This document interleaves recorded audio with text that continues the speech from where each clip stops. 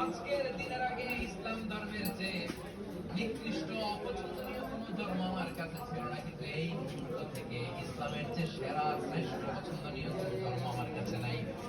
নবী গো, আজকের দিনের আগে মদিনার চাইতে অপছন্দনীয় নিকৃষ্ট কোন শহর আমার কাছে ছিল না, কিন্তু এই মুহূর্তের পর থেকে মদিনার মক্কাবাসী এখন না খেয়ে পড়ে। সুবহানাল্লাহ পড়বেন না? মক্কাবাসী বিশ্বনবীর কাছে আসলেন, এসে বললেন, মুহাম্মদ, আমরা তো তোমার ভাই, তোমার চাচা, তোমার ভাতিজা, তোমার আত্মীয়, তুমি সুমামারে বলো সে যেন আবার গমের সাপ্লাই মক্কার জন্য অনুমতি দিয়ে দেয়। বিশ্বনবীর অনুমতি ক্রমে সুমামা আবার মক্কাতে গম পাঠাতে শুরু করলো। করেন সুবহানাল্লাহ। ইহসান দিয়ে আপনি যেটা জয় করতে পারবেন, you can win the heart of your enemies. ইহসান দিয়ে আপনি আপনার শত্রুর হৃদয়কে জয় করতে পারবেন। আওয়াজ করে বলেন ঠিক কিনা? এজন্য আল্লাহ বললেন, ওয়ানফিকু ফি সাবিলিল্লাহি ওয়া লা তুলকু বিআইদিকুম ইলা তাহলুকা ওয়া আহসিনু ইন্নাল্লাহা ইউহিব্বুল মুহসিনিন। তোমরা আল্লাহর রাস্তায় দান করবে আর নিজেরা নিজেদেরকে ধ্বংসের হাতে ফেলে দিও না। তোমরা একে অপরের প্রতি ইহসান করবে, কারণ ইহসানকারীদেরকে আল্লাহ বড় ভালোবাসে। আবার সূরা রহমানে আল্লাহ বলেন, হাল জাযাউ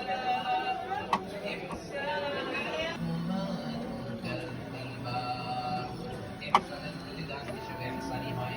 বলে এমন ভাবে তুমি আল্লাহর সামনে নিজেকে উজাড় করে ইবাদত করবে, তুমি ভাববে তুমি আল্লাহকে দেখতে পাচ্ছ।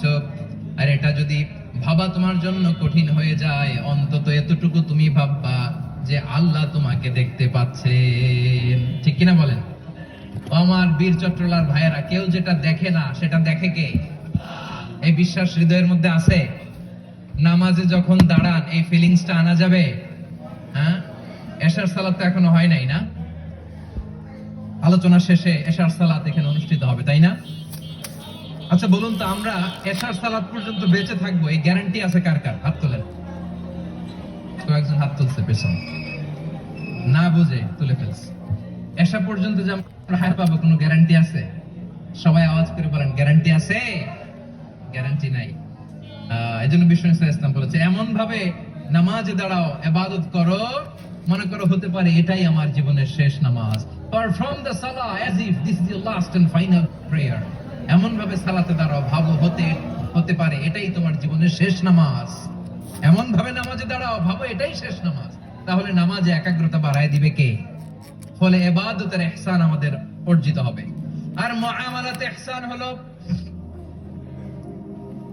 বিশ্বনবী বলেন, ইন্নাল্লাহা তাবারাকা ওয়া তাআলা ধরনের একটা হচ্ছে ইহসান ফিল ইবাদা, ইবাদতে ইহসান। ইবাদতে ইহসান কি? একাগ্র অনুভব দিয়ে ইবাদত করা, মন প্রাণ দিয়ে ইবাদত করা। আর মুআমালাতে ইহসান কি? সব কাজে, দৈনন্দিন কাজে, কর্মে, সামাজিক অ্যাক্টিভিটিতে কোমলতা প্রদর্শন করা, অনুগ্রহের সাথে সবকিছু করা। আল্লাহ তাআলা, ইন্নাল্লাহা তাবারাকা ওয়া তাআলা কাতাবাল ইহসান। বেলাল রাদিয়াল্লাহু তাআলা আনহু, ওনার টোটাল ওয়েলথের এস্টিমেশন হচ্ছে মাত্র একটা লুঙ্গি।